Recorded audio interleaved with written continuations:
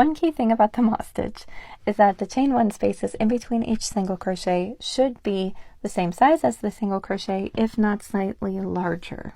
If one of the chain one spaces is too tight, then the single crochet that has to go into that chain one space is probably going to be too tight as well.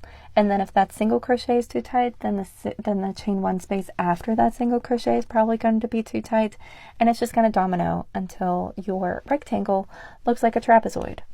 What you want to check for after every single row is that the top of your last row isn't significantly tighter than the bottom of your first row.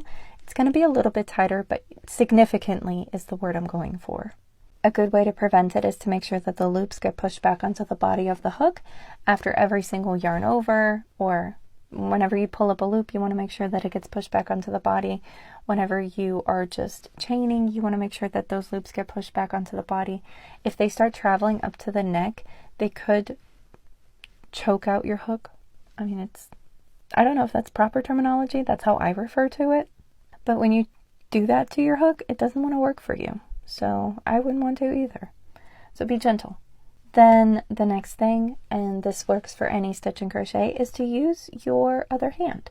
I like to use my middle finger and thumb to pinch my work at the base of each stitch, and it helps me guide my hook. It helps control my work as I work through the loops, and it takes some of the pressure and tension off the hook itself, so it can actually move a little smoother.